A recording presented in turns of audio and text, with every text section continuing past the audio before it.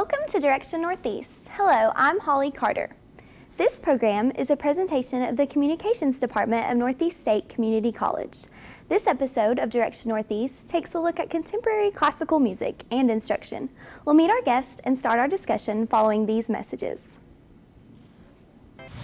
My name is Jason Tipton. I'm a manufacturing technician for A.O. Smith, and I got my start at Northeast State. As part of my job here, I do design work with CAD, and those plans are implemented throughout the factory. And I continue to use a lot of what I've learned at Northeast State on a daily basis. I'm the type person that likes working with my hands, and now that I've got a degree from Northeast State, I'm able to do something I enjoy. In manufacturing, it's important to have the right tool for the job. Having an education from Northeast State has been that tool for my career. I am the fourth generation of my family that's worked in automotive repair. My father always worked on cars, and his father was a mechanic. And my great-grandfather was a blacksmith. My name is Eric Henley, and I'm an automotive technician. And I got my start at Northeast State Community College. A two-year degree from Northeast State gave me the opportunity to own my own business and to support my family, which is what's most important. One thing I learned as a student at Northeast is that when you work hard enough, there's no limit to what you can achieve. My name is Amanda Broom. I'm a mass communications graduate. I work behind and in front of the camera, and I got my start at Northeast State. My name is Brad Ketcherin. I'm a registered nurse, and I got my start at Northeast State. My name is Ann Rowell. I'm an actress, and I got my start at Northeast State Community College. Get your start at Northeast State. Visit northeaststate.edu to register for classes. No matter where you're going, Northeast State is here to get you there. Our guest today is a classically trained musician as well as the marketing director and violin instructor at the Blair Academy for the Arts. He is a passionate entrepreneur whose goals and interests are heavily focused in leadership development for children. He is currently in the process of writing his first book for musicians on entertaining and performing for corporate events. Daniel Blair, welcome to Direction Northeast. Thank you. So, can you go ahead and tell us a little bit about yourself, how you got your start, what all you've done? Sure. So, my family plays music. They've always played music. I'm the youngest of 6 kids, and my mom had to drop out of her vocal performance major in Texas to raise all her kids. So music was a big thing that she wanted to make sure that we got a chance to do since she couldn't complete her music education. So when I was 5, she started teaching us piano, and when I was 7, she started teaching piano out of our house to pay for violin lessons. Then my sister and I played violin lessons for a long time. And eventually, Mom went back to school because she had amassed about 80 students and finished her vocal performance major at East Tennessee State University, and then allowed me to teach with her, and we started Blair Academy for the Arts. Okay, cool. So you have any awards or anything like that? I competed quite a bit when I was 11 through about 15. We did honors orchestras. We did regional competitions, state competitions through high school. When I got into college, my focus shifted more towards medicine, and I thought for a long time that's what I was going to do. So on top of the performing locally, we mostly focused on preparing myself for med school. Okay, so throughout, while your mom was teaching you all and growing up in a musical family, who inspired you, would you say? Have you ever heard of Yanni? Yanni is the best. He writes music, he performs music, and he always brings in interesting guests for his shows. So I saw a violinist there when I was about 10 years old, and she was doing things on a violin I'd never seen before. And that put me on a journey of, is there a way to have classical skill and still entertain people who maybe don't appreciate classical music very much? So Yanni and all his instruments, and David Garrett has always been a big inspiration of mine, and Itzhak Perlman. Okay. When did you first become interested in music? Was it just because your mom taught lessons, or? It was kind of all around, but I have a sister that's 2 years older, and her name is Abigail. And we were in church one day, and we had some friends that were playing violin on stage, and she pulls out like a hymnal, a songbook, and a pencil, and she starts doing this. And I looked at her, and I'm like 6 years old at the time, and so I do it. So I had to do everything big sister did, right? And we did that. We just started doing that in church. That was our little thing as little kids. And eventually she started begging for lessons, and I was like, if she takes lessons, I want to take lessons. So it was 100%. The only interest I had in violin was because she did it and I had to do everything she did. So we took music together for about 6 years. Okay, so do you think that would be your favorite instrument? Or Violin is definitely my favorite instrument. I like listening to a lot. I play quite a few, but violin is just, I can't sing. I'm a horrible singer, and violin is so close to the human voice in terms of instruments that I feel like I could still make some emotion out of there in spite of having a frog voice. Right. Do you remember the first song you learned to play on the violin? It was Twinkle, Twinkle, Little Star. I started in the Suzuki Method here at the Academy of Strings in Johnson City when I was 7, and you spend a long time learning Twinkle. So that's what I did over and over and over and over. Okay, and you have a music academy of your own? We do. My mother and I have Blair Academy for the Arts. We are a Royal Conservatory of Music's achievement program. I know that's long, but we are accredited in that field. And that just means we have a standardized system that we bring people through where they can hit specific goals but not have to play the same song as everyone else in the school. She actually has 4 vocalists going out to sing at Carnegie Hall this next year through that program. Okay, what's your all's teaching method at your academy? Is it like the Suzuki Method or? Okay, so I liked Suzuki, but it's not for everyone. So if someone wants Suzuki, we make recommendations for that, but what we teach is, of course, you have to have the basics. So we teach all the fundamentals classically, but then we allow students to go play songs that their friends might want to hear them play, so that maybe if they're playing an instrument that's not considered quite as cool as electric guitar or something like that, they can still go play songs they hear on the radio, they can make YouTube videos, and we focus on creating a performance atmosphere for them. So that even from an early age, we can get rid of some of that stage fright, and kids can look forward to sharing what they're working so hard to learn with other people, instead of maybe developing a complex that they're fine playing in their bedroom, but they're scared to play on stage. So we really focus on them having fun performing. Okay, and I understand you do a lot of those covers of contemporary music in your performances. I do. That was, it started out as kind of a hobby, and people really liked it. So I started thinking, how can we put together something where people are like, ah, I know that song, but they're still looking forward to hearing it played. So you're not hearing it the same way you've always heard it, but it still has that air of familiarity, and that allows people to get on board way quicker than if I was playing a lot of instrumental, original music that people have never heard before.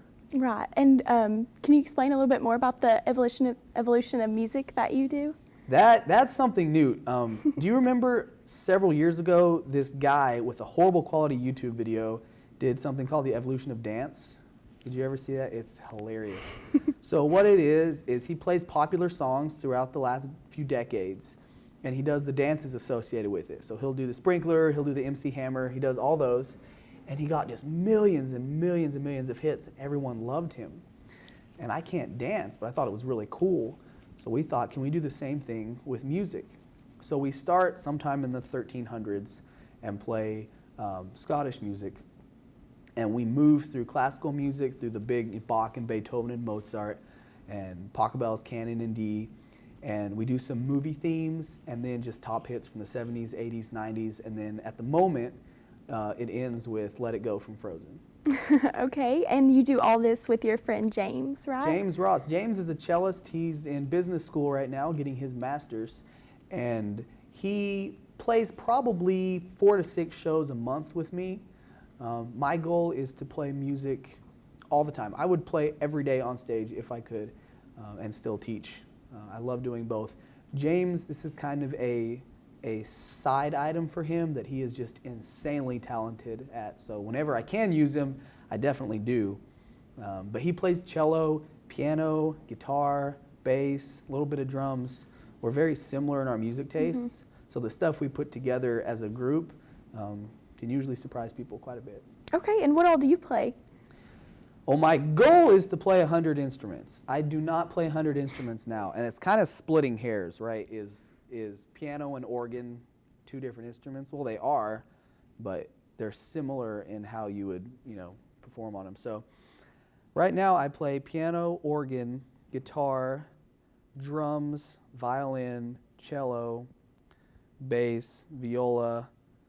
I'm learning trumpet right now, and depending on how you split hairs, there's another few you can get out of there. I can play a little bit of banjo, I play mandolin, and sometimes I can convince people I can play other instruments, but it's really just faking it. So. Okay, well, how did you and James decide on string theory for your band name? We didn't think we were going to be playing as much as we did this year. We had an idea to play some pop covers, and people are usually asking me to come play weddings, and I've played a lot, and I thought, well, James, can we go play weddings where we can play on classical instruments, modern stuff? Can we fit that need in the area? And so we thought we'd try it, and then the response was just huge. We played one, and people started asking us from event to event if you would come play this for us. We got to play Derby Day out at the Old Farm for the Spine Health Foundation. We got to get involved with the Chamber and the Rotary and all sorts of good things in the area. And we were like, well, people keep asking, where can we find you? And we don't have any promotional materials. It's just literally, here's my number, call me, right? So we just started texting back and forth one day while he was in class. What can we have? And we thought, pulling strings, or we want something that was kind of clever. And we're both a fan of the Big Bang Theory, and they talk about a part of physics called string theory, which is the idea that somehow on a tiny quantum level, everything is connected through these almost invisible little strings. And we're like, well, what if we could take the idea that kind of we're all connected through musical strings, and it'd be a little nice play on words. So we came up with string theory, and then my brother-in-law is a graphic designer, so I just went to him at his house. I just popped up like with the pizza, and I'm like, hey, can you design me a logo? He's like, sure, I got this. So he spit it out for us and gave us some promotional rack cards, and then we just started handing them out places. And now I think more people know string theory than know Daniel Blair. It's a little. That's awesome. So what is your favorite part about performing? My favorite part, okay, so sometimes when you're playing a show where people don't expect you to be there, like if you're playing a corporate dinner and they are here for the keynote speaker and there just happens to be a music act involved, that happens quite a bit. And it's like, Daniel, we're afraid that our event's going to be boring, so we're going to hire you to come play music. So it's our job to get people excited, right? But sometimes people think it's maybe a little weird. They're there eating food and they're like, yeah, there's music over there, but it's not the same as a concert where they came to see you play. But when we play events like that, there's usually like one or two people, it just makes their day. Like they don't even eat, they watch you the whole time. You make a joke or something, they are all about it.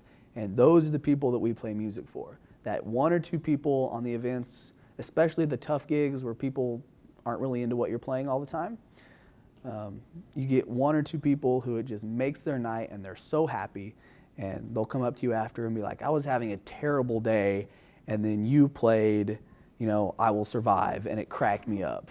And that is definitely the reason we like playing. Okay, so as far as that feeling compared to how you feel when you instruct, which one do you like better? That is such a toss-up. I started teaching because I can count how many students I have. I can measure how we're growing.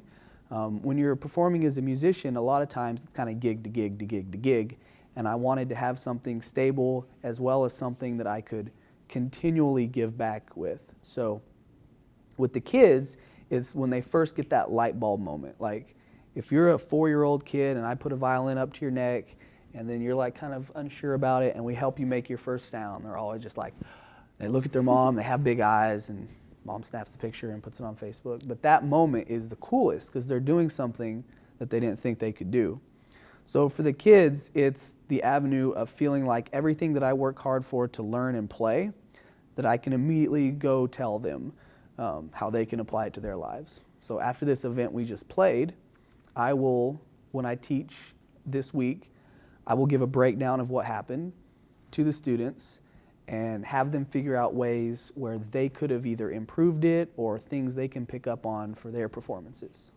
Okay, tell me about your dream to be on America's Got Talent. This is so they're coming on their 10th season.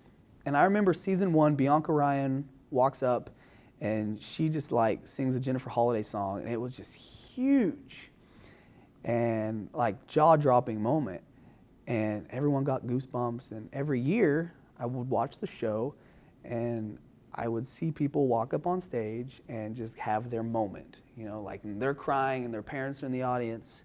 And every year there's one or two that sticks out. I know Lando Eugene Murphy Jr.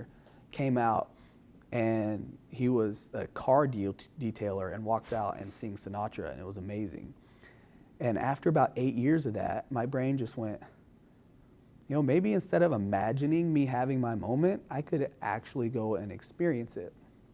So I set a date, wrote it down, so I'm going to audition for America's Got Talent by this date, and started putting together a show.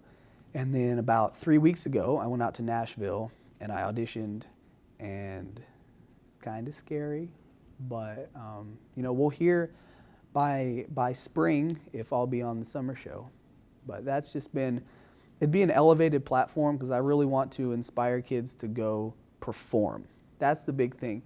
I like that kids learn music, and music teachers like to talk about the big, like how the brain develops better with music and it can enhance social skills and all that stuff. And it's true, but it's no good if the kids don't enjoy it.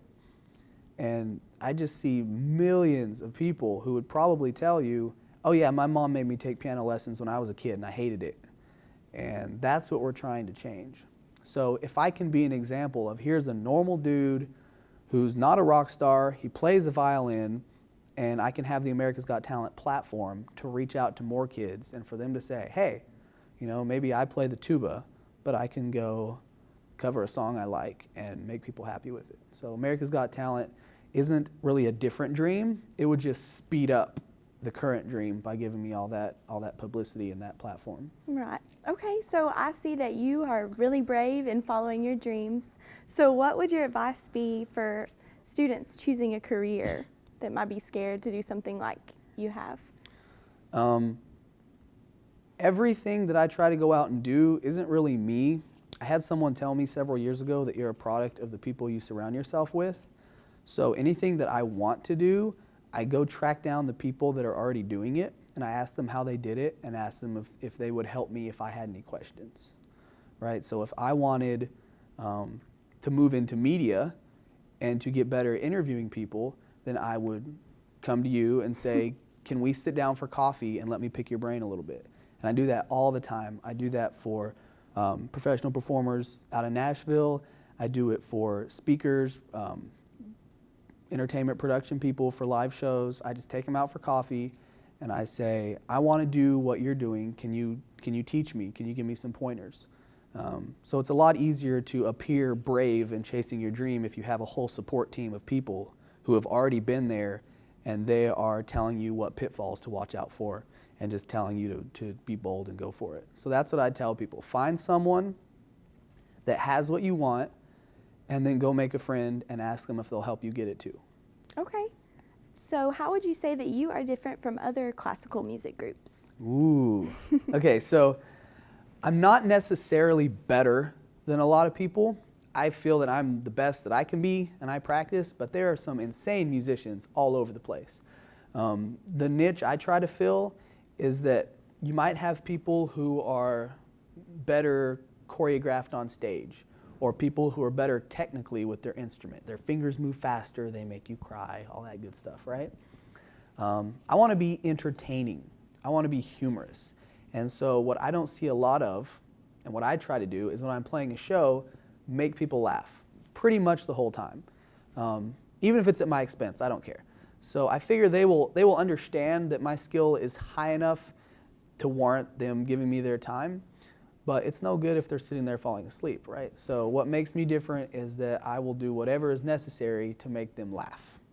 So I think a big part of entertainment is when they leave, they should be sad that they have to leave instead of just, well, technically it was a great performance. But yeah, so I try not to be judged based on me versus Joshua Bell, right? Because he's one of the greatest violinists in the world. But I'd like to think that I can make you laugh harder than maybe Joshua Bell can make you laugh. I don't play the $3 million violin he has, but. Okay, so what would you say your goal is when you step on that stage to perform? My kind of personal little mission that I say in my mind before I come out is entertain and inspire. So there's a lot of motivational speakers out in the world right now, and they go and they tell people to be encouraged, but I think I can play and you'll automatically kind of feel that inspiration. So they see, oh, he was really creative with that, right? I don't have to sit here and go, you need to be creative. I can just show you. So coming out and having people feel some motivation to go do something without having to tell them that. Just create an environment to where they laugh and they're surprised and they're highly entertained. And at the end, maybe I can say, you know, what can you do to be a bit more than you currently are? So, yeah, and I noticed that you incorporate the audience and really get them involved in your performances. Why is that important than just them watching you? the show is all about them. I mean, it's if you're not connecting with your audience, they're not going to come back and hear you later. What I want to do is that every single show that we do should be totally unique. And we may use some of the same ideas and some of the same songs, but it's something that's co-created between us and the audience. So, yeah, I like how I pretend that there's an audience in front of me. It's co-created between you and the audience. So last night we brought like hundreds and hundreds of kazoos, and we all played Let It Go on kazoos. Now, that's the first time we've done that one.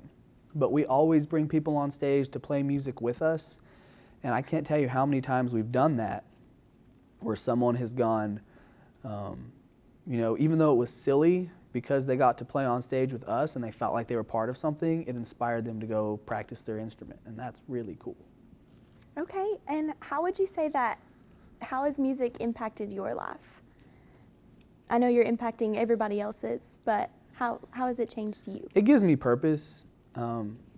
That's the biggest thing. I'm one of those little dorks that I would sit in my room and play by myself forever if I could. And it's hard for me to get out in front of people and allow them to kind of judge you, because that's what it is. They're either going to like you or they're not. And so kind of the challenge of, here's a person who's not laughing and is not entertained, can I make them laugh? Right? So it gives me something to do. And with the students, my goal is to always practice more than they do so they can have a role model to follow. Yeah, I noticed in your concerts you talk a lot about practicing even if your goal is not to be a star. Right. Why Well, is that? if a 4-year-old starts music with me, I want to have them until they go off to college. Like, music isn't I'm going to try it for a summer. And it's okay if that is, but that's not what I'm trying to create. So I want them to learn that learning something like music is hard, and you have to put consistent practice in over years to do that. So that's the lesson that they leave with, is they go off to college and they're like, hey, if I want to get good at whatever profession I go into, so let's say they want to be a builder, they want to be an architect, okay?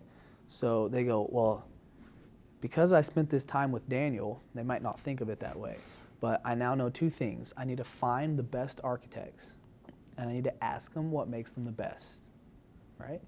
And then I need to understand that I need to put consistent effort over a period of years before I'm that good.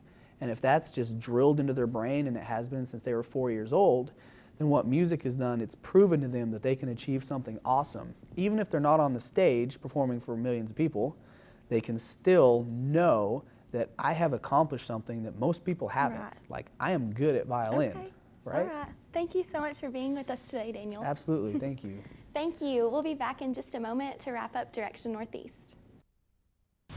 My name is Jason Tipton. I'm a manufacturing technician for A.O. Smith, and I got my start at Northeast State. As part of my job here, I do design work with CAD, and those plans are implemented throughout the factory. And I continue to use a lot of what I've learned at Northeast State on a daily basis. I'm the type person that likes working with my hands, and now that I've got a degree from Northeast State, I'm able to do something I enjoy. In manufacturing, it's important to have the right tool for the job. Having an education from Northeast State has been that tool for my career. My name is Ann Rowell. I'm an actress, and I got my start at Northeast State Community College. Just as acting truly allows me to express myself and learn new things about myself. My whole experience at Northeast State has allowed me to do that. I've found new interests, new hobbies, new passions that I would have never known had I not come here. Northeast State gave me a quality education, amazing friendships, but most importantly, it allowed me to discover who I want to be. Going to college was a big decision, but when I graduate from Northeast State, I know I can have a career. Over half of our employees are graduates of Northeast State Community College. When we see Northeast State on an application, we always give that candidate a second look. Our company partners with Northeast State knowing that their students graduate as trained professionals that become our employees both today and into the future. Discover the career opportunities that await you. Northeast State Community College. That concludes the program for today. We have talked about contemporary classical music and musicians. Ladies and gentlemen, Daniel Blair.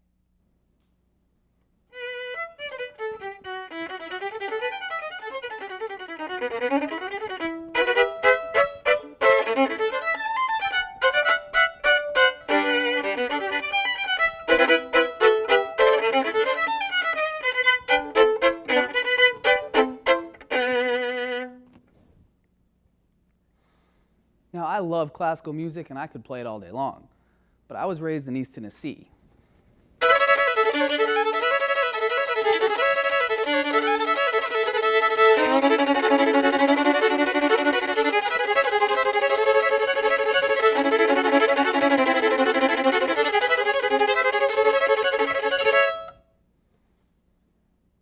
When I was 14 years old, I went to my parents and I said, I don't know if violin's cool enough. Can I have an electric guitar, please?